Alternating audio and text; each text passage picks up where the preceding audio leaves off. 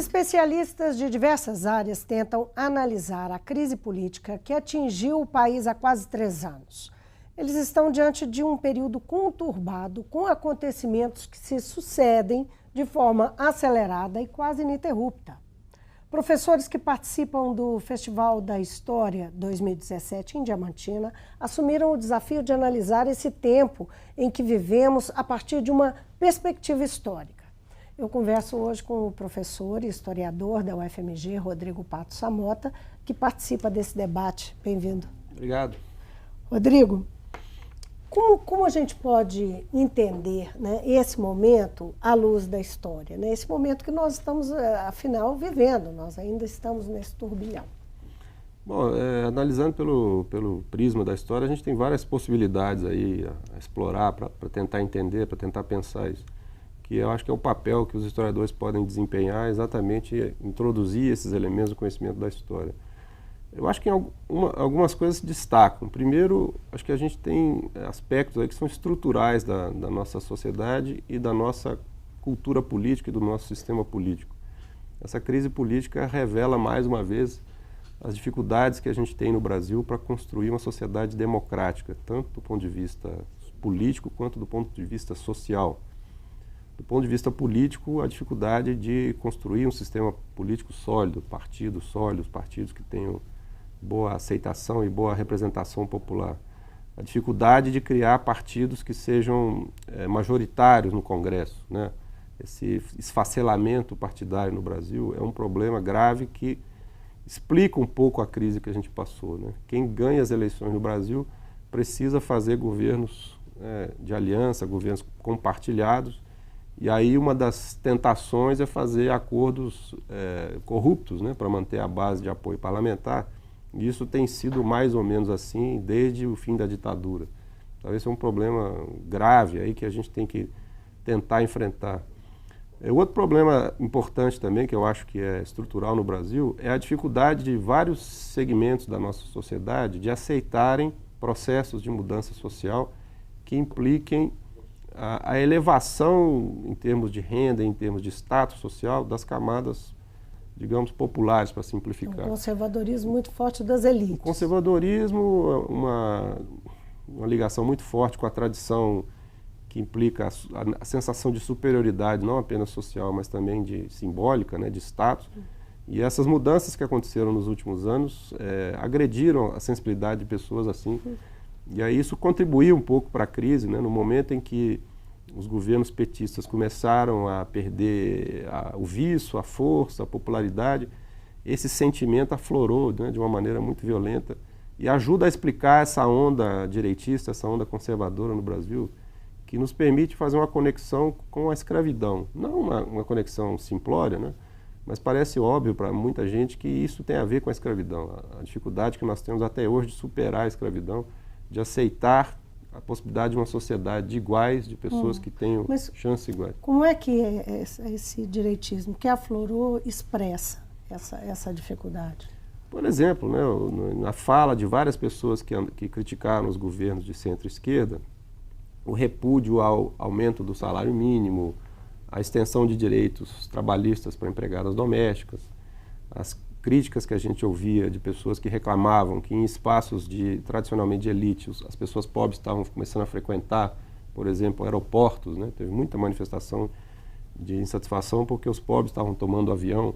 Então, coisas que representavam essa mudança social, que em ritmo muito moderado, para dizer a verdade, porque a gente sabe hoje pelas estatísticas que a desigualdade social continuou muito grande.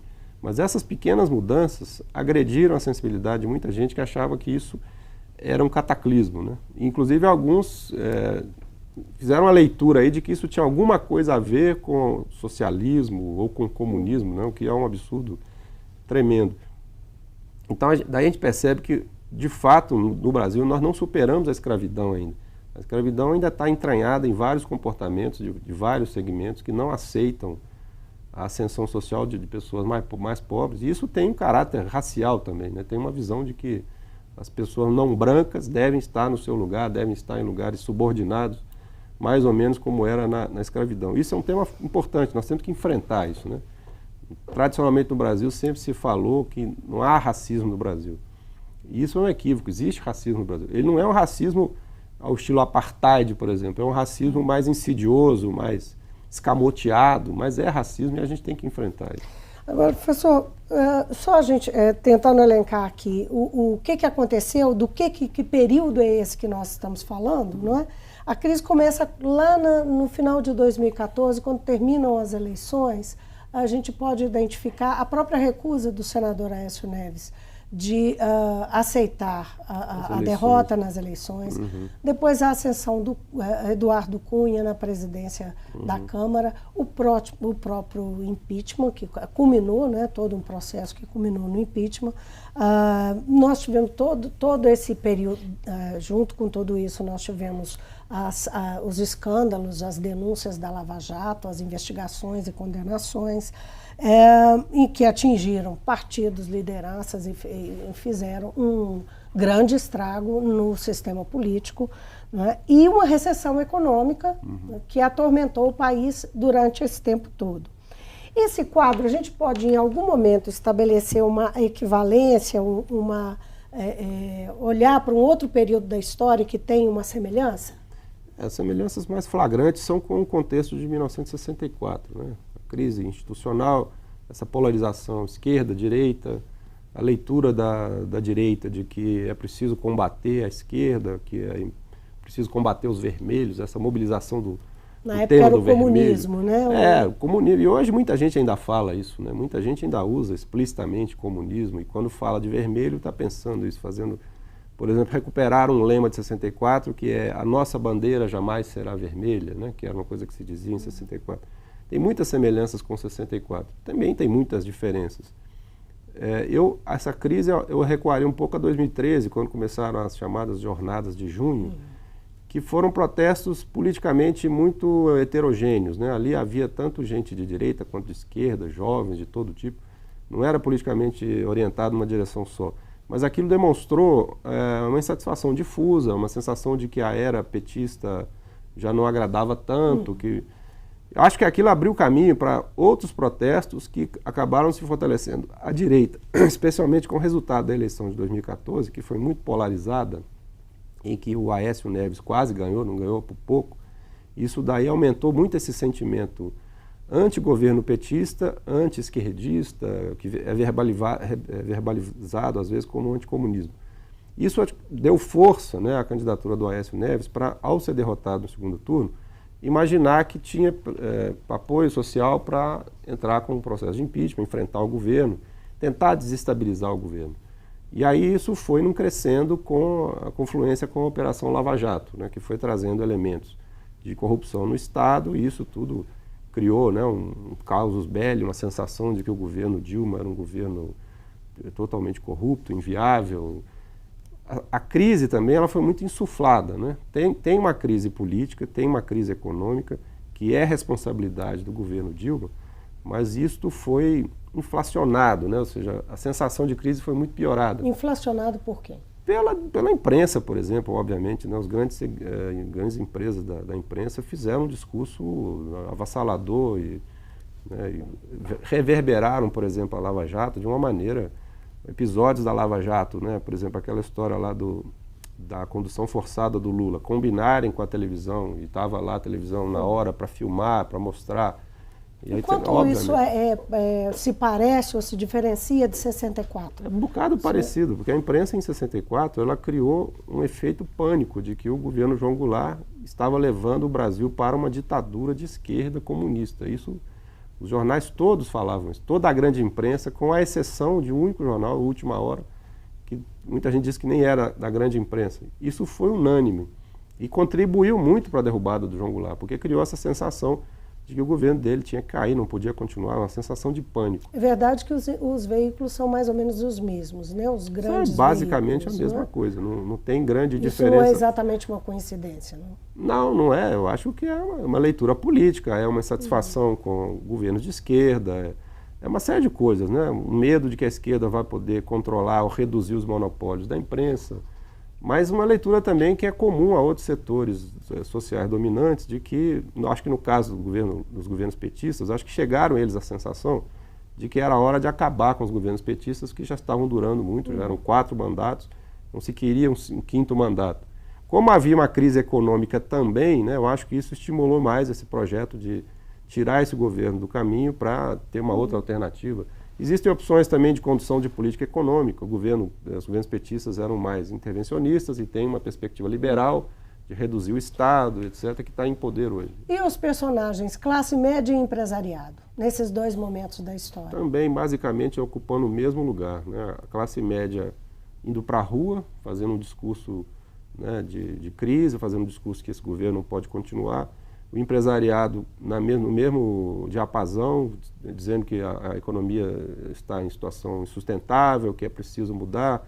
É basicamente a mesma coisa. Inclusive o discurso liberal, né, de reduzir o Estado é essencialmente o mesmo. Em 64, como agora, foram criados institutos de pesquisa e de propaganda de viés liberal. Em 64, o grande instituto era o IPES. Antes dele tinha também o IBAD, era IBAD e IPES. E vários outros que disseminavam o discurso liberal, o discurso das empresas, e eram financiados pelas empresas.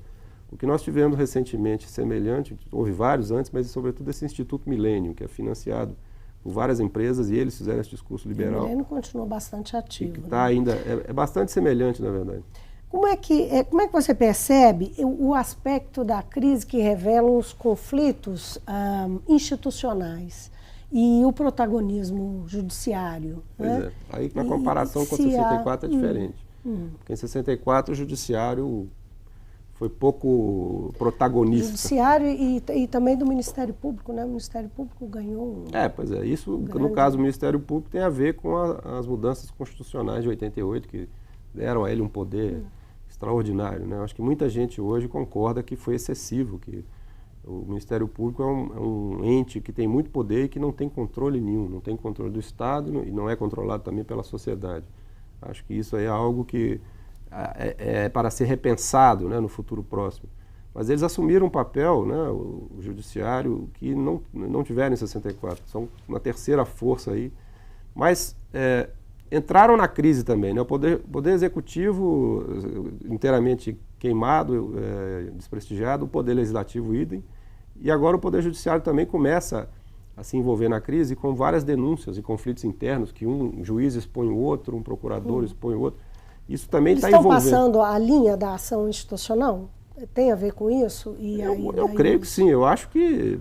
Bom, eu não sou especialista em direito, mas pelo que a gente acompanha, pelo que está acontecendo, né, tem vários atores aí do judiciário que estão agindo, fugindo à lei, né, fugindo ao espírito da lei. Estão fazendo algo que é, vamos dizer assim, subjetivo demais, né? Há também, até quem fale que é necessário fazer isso para acabar com a corrupção, que se pode, né, fugir um pouco do espírito da lei, enfim, aquela ideia que isso vai ser justificável. O problema é que isso cria uma insegurança jurídica e cria também um estímulo para que outros atores da polícia e da justiça ajam de maneira abusiva, né? Comecem a prender pessoas sem evidência suficiente ou sem a investigação, antes da investigação completar, já se parece que tem um resultado e isso é divulgado pela mídia e cria problemas graves para as pessoas envolvidas.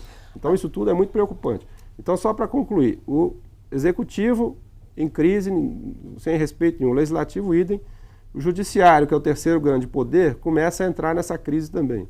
Exatamente nesse momento, os militares aparecem como a instituição da República que ainda está de pé, que é sólida, que é bem organizada, que é que unida. Até agora não participava. Estava, né? fora, estava à margem, mas agora começou a participar mais, está sendo convidada, está sendo estimulada a isso. E alguns militares já começaram a achar que podem falar. E eles também, ao falarem, estão transgredindo os próprios códigos militares, porque eles não podem fazer declarações de natureza política. E começam a falar, primeiro o caso mais grave não foi punido, já apareceu um segundo general falando. Então o caminho aí é um bocado preocupante. Agora, da perspectiva histórica, a gente pode pensar com tudo que nós vivemos, né? Mais de 20 anos de ditadura e com uma instituição que tem um respeito muito grande da população, qual que é você vê pela frente assim, risco de isso crescer dessa... Eu vejo o risco de uma intervenção militar se a crise institucional continua, se o executivo e o legislativo não se recuperam, se o judiciário também for percebido pelos militares e outros segmentos da população como um poder que também não consegue contribuir para a solução dos impasses, isso vai aumentar o apelo de uma intervenção militar. Eu acho que seguramente isso é uma possibilidade.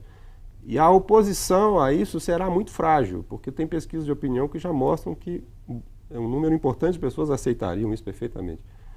Além disso, tem pesquisas que mostram uma queda importante do prestígio da democracia, né?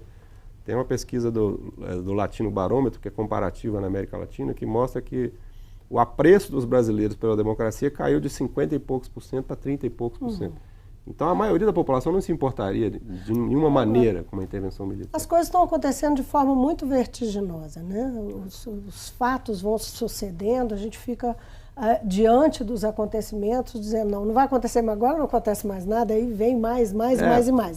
A pergunta é muito assim, se isso pode acontecer, se uma coisa como essa pode acontecer antes das eleições. Nós estamos há um ano das eleições, né? Se a coisa pode degringolar a esse ponto, né? Eu acho que poderia, até as eleições faltam um bocado de tempo, eu acho que poderia sim.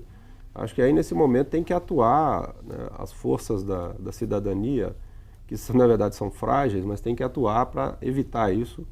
E até mesmo para dizer para as pessoas que acham que uma intervenção militar é saída, dizer que não é saída, né? Em 64 se pensou a mesma coisa, se imaginou uma intervenção militar rápida, cirúrgica, e ela durou 20 anos. Os que defendem a ditadura argumentam, a ditadura produziu um grande crescimento econômico no Brasil, um milagre, etc. Ela produziu um grande crescimento industrial, mas deixou como legado uma dívida externa impagável, a hiperinflação e uma economia destroçada. Então é importante lembrar isso para não se achar que é uma saída fácil. Não é uma saída fácil, né? A saída que nós temos que encontrar é uma saída institucional, pela via eleitoral, pela via do respeito aos direitos e às liberdades. Então isso me preocupa. Acho que a diferença com 64 é que naquela época havia uma sensação de gravidade maior, porque além do interesse de derrubar o João Goulart, esses atores de direita percebiam uma revolução social que estava acontecendo. Trabalhadores urbanos, camponeses, movimento estudantil muito radicalizado de esquerda. Então os militares tinham um ânimo repressivo em direção a esses grupos, em direção à esquerda, que eles verbalizavam com termos anticomunistas. Então eles tinham esse projeto de... Hoje não haveria isso, quer dizer, não haveria uma intenção repressiva, generalizada, não há isso no horizonte. Então isso diminui a propensão a uma intervenção militar. No entanto, não elimina o perigo, né? Porque alguns militares podem ser convencidos de que eles vão salvar a pátria de novo, vão chegar ao poder e remover os corruptos e fazer com que o Brasil se reencontre, etc. Eu acho isso muito lamentável porque o poder é muito sedutor. Alguém chega ao poder, descobre as delícias do poder e depois não quer sair mais, né? Por isso que a gente precisa de instituições que estabeleçam limites e tempo de ocupação do poder para que haja sucessão, porque senão quem toma o poder fica o resto da vida, né? O poder é muito saboroso. Em 64 houve uma grande polarização político-partidária, houve um momento, né, que se radicalizou. E nós também estamos vivendo uma polarização muito grande, uma polarização que vem lá desde 2010, que nós estamos num processo que vem crescendo, né? Isso faz parte de um perfil, ou isso é do jogo político? Onde que nós... É claro que as coisas não estão, nitidamente não estão indo bem, estão desarranjadas. A polarização, nós podemos dizer que se perdeu o controle desse jogo polarizado, ou isso faz parte mesmo? A disputa política faz parte, né? A disputa esquerda-direita. Então, o fato de termos tido governos de esquerda desde 2003, e que eles tenham continuado e tenham tido um momento de sucesso, isso naturalmente provoca a direita. É normal, né? O jogo político é esse, a política é conflito. O problema é o conflito sair da normalidade, sair das regras, né? O problema é um dos atores achar que ele pode destruir as regras para eliminar o adversário ou para chegar ao poder. Em toda a sociedade existe esse conflito, ele é normal. O que nós temos que fazer aqui é organizar o conflito.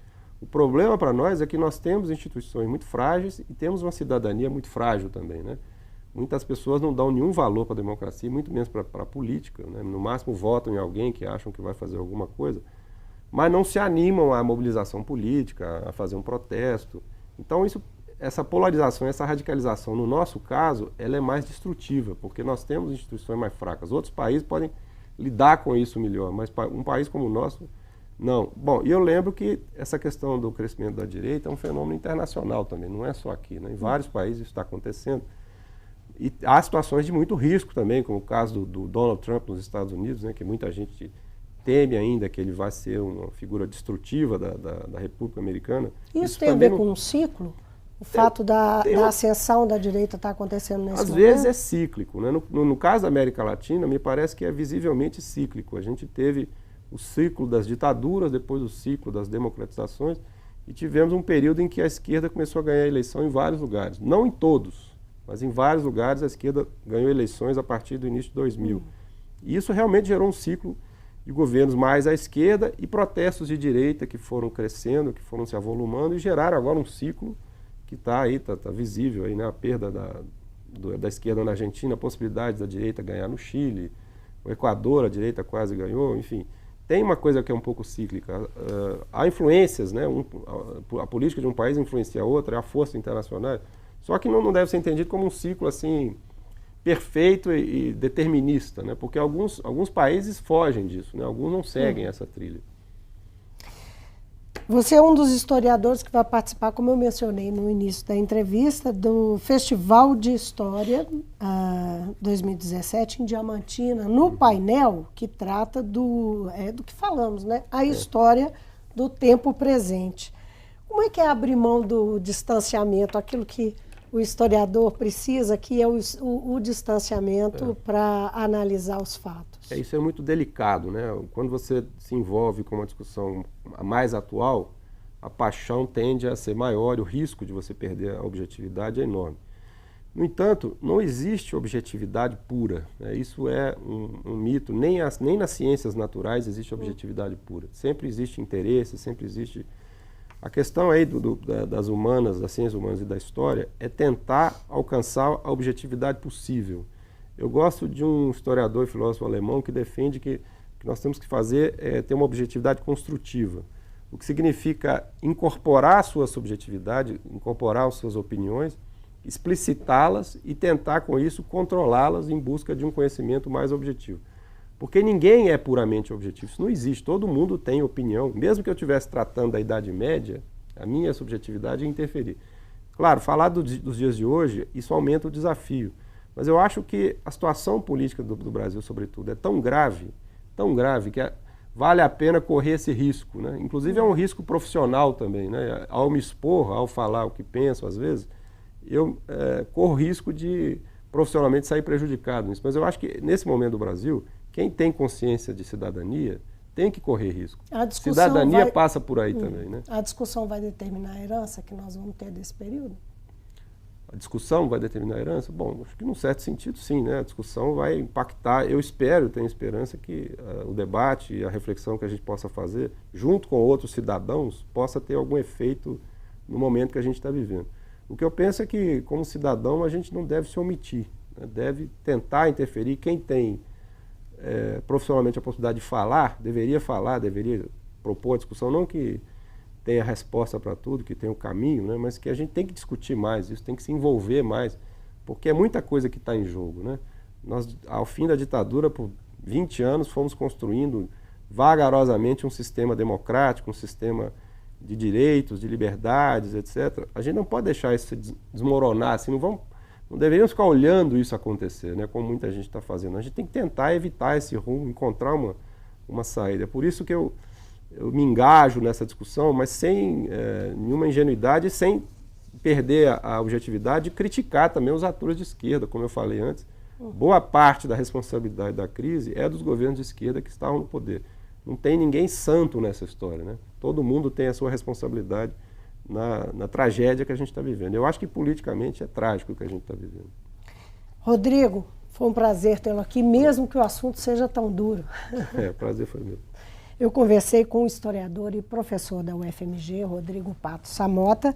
Nós falamos aqui dessa crise política que atinge o sistema político e a todos nós, o país, há quase 3 anos, com uma sucessão de acontecimentos e que foge, às vezes, até a nossa capacidade de acompanhar o que realmente está acontecendo com crise institucional, com um governo que caiu, um governo que veio, um presidente que tem uma péssima avaliação, é rejeitado pela grande maioria da população, e o Rodrigo e o Festival de História 2017, que está acontecendo em Diamantina, vai tentar fazer uma leitura com uma perspectiva histórica desses fatos. O Mundo Político fica por aqui. Obrigada por nos acompanhar e até o próximo programa.